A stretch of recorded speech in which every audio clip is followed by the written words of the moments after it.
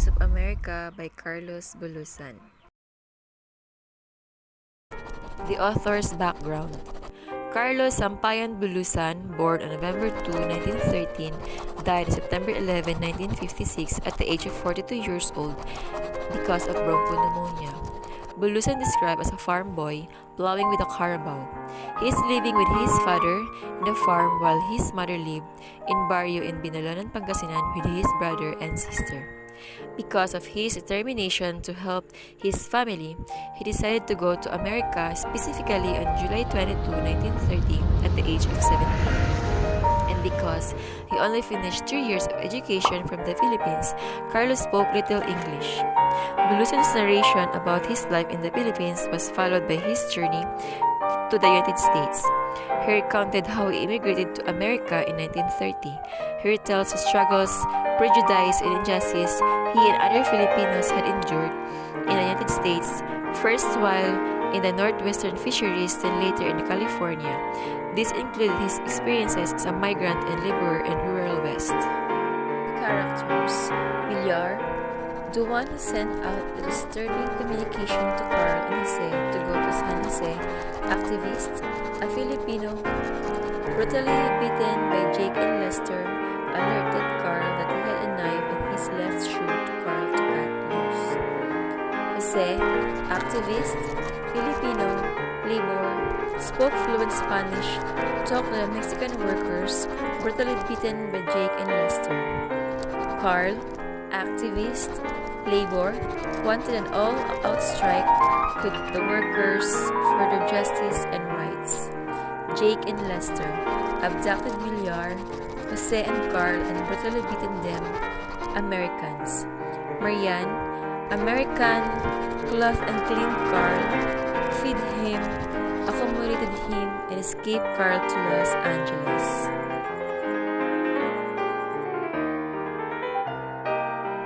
Background of the story.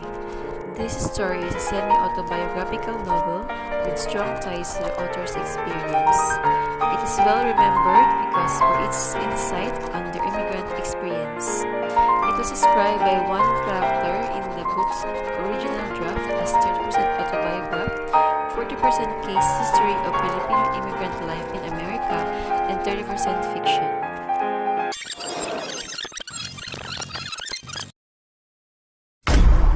Face of America by Carlos Bulusan.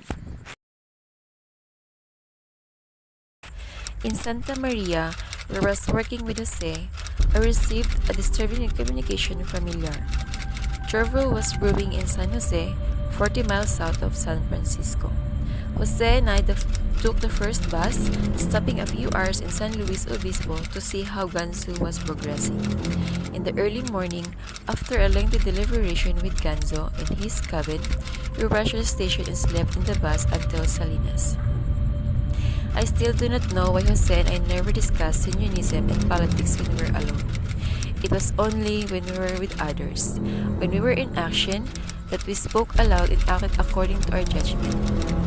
But I knew that I was coming to a way of thinking that would govern my life in the coming years.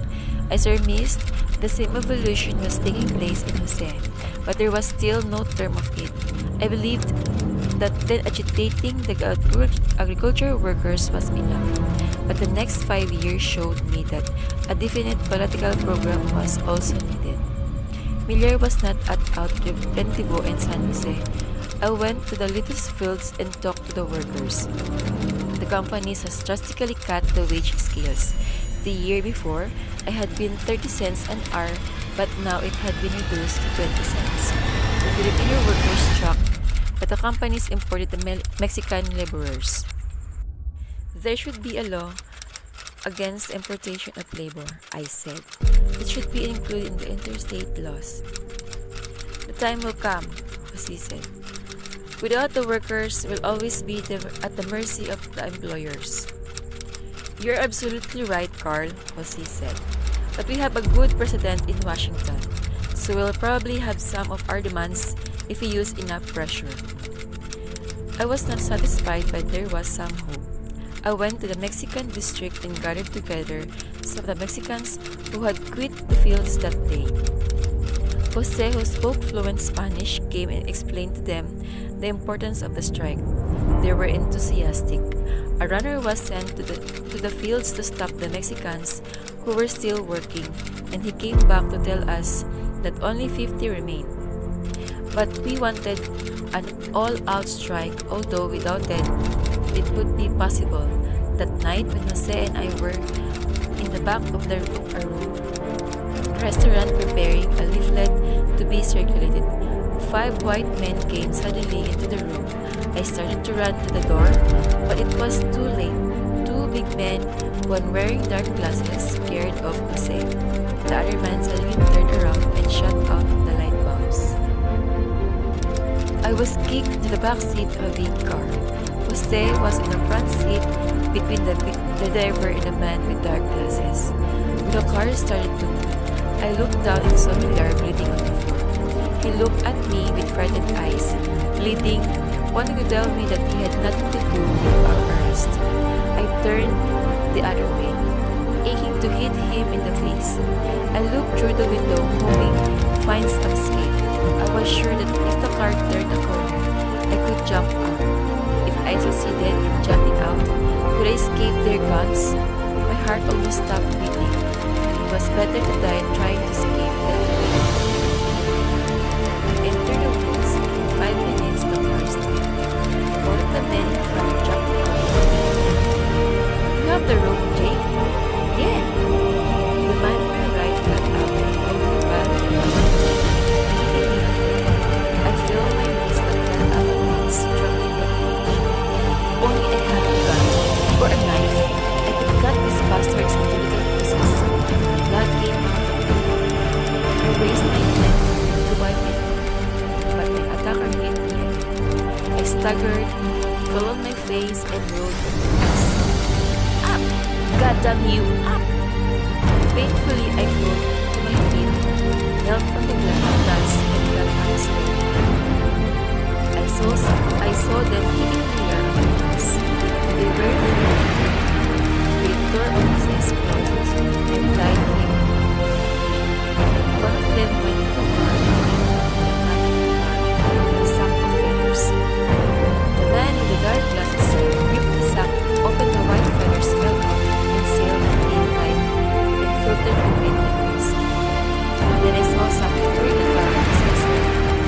One of them lit a match and burned like living hair between his legs. Jesus! He's a well-hung son of a bitch. Yeah! No wonder wars stick to them. The other monkey ain't so hot. They looked at my direction. The man with the dark glasses started bleeding. He came to me, and then violently, I fell into the grass, blinded with pain, hardening my body. I wish I was not enough courage. Spotted my face and neck. After that, the one called Jake, tied me. Then he started beating me with his fist. Why were these men so sadistic? I could feel out of my mouth and blood stain. He tore down my shirt. The man rolled my testicles with his left hand and smashed them with his right fist. The pain was so swift and searing that it was as if there were no pain at all. There was only a stabbing hit that leaped into my head and stayed there for a moment. Shall we burn this yellow belly? He's gone. I'd like a souvenir. Scalp him.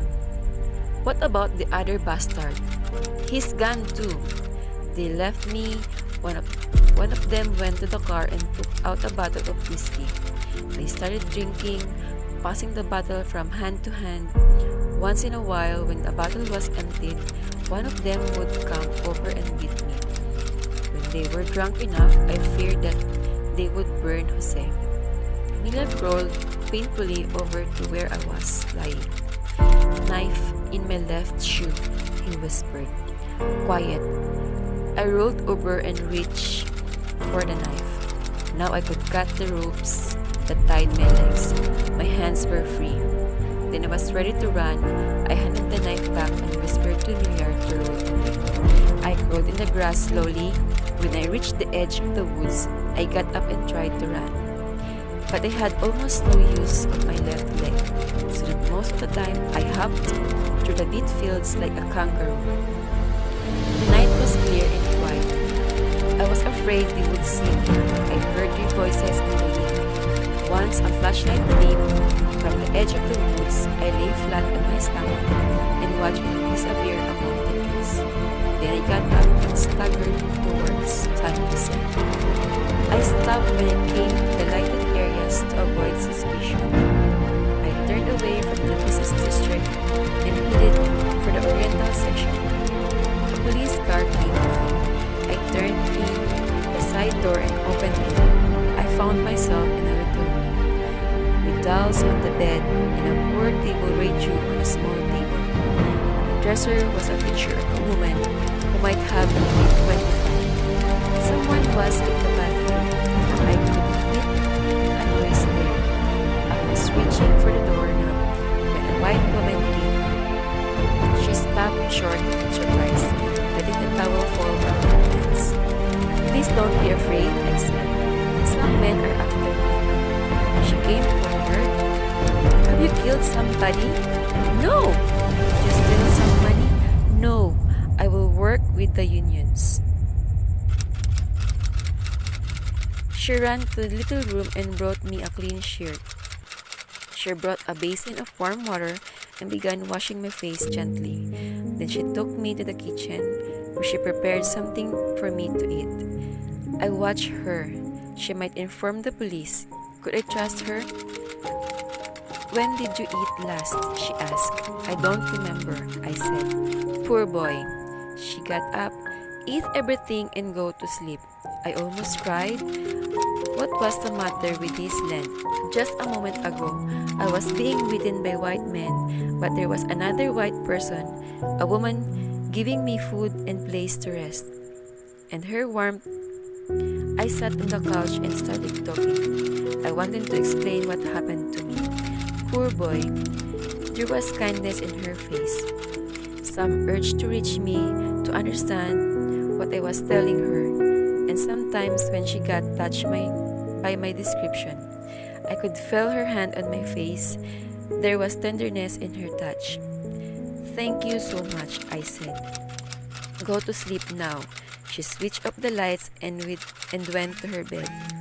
I watched her in the darkness. I could see in the dark almost clearly in a room flooded with lights.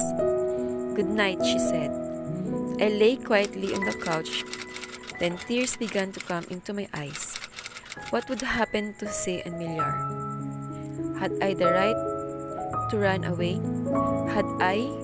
The fight must go on. Jose used to say. All right, I would go on with the fight. I would show them. The silence outside was deepening. Not far away in a nearby farmhouse, I could hear a rooster crowing. The woman was still awake. She sat up. She heard me crying. She got up and came to my couch. "What is your name?" she asked. "Carl," I said. "Remember me only as Carl, that's all." "Mine is Marianne," she said. "Go to sleep now." She woke up early in the morning. I was surprised to find that she had packed her things.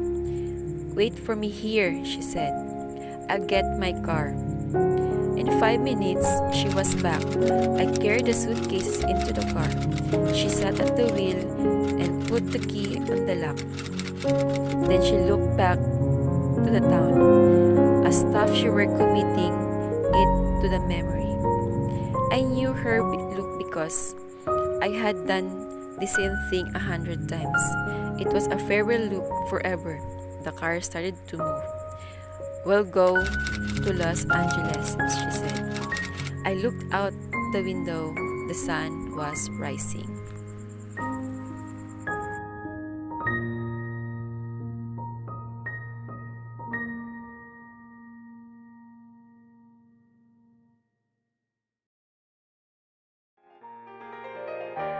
The theme of the story, it talks about the migrant workers' struggle in the United States during the 1930s through the 1940s. Fighting for the equality is the premise of the story. The author narrated the establishments of labor union eradicating racial discriminations.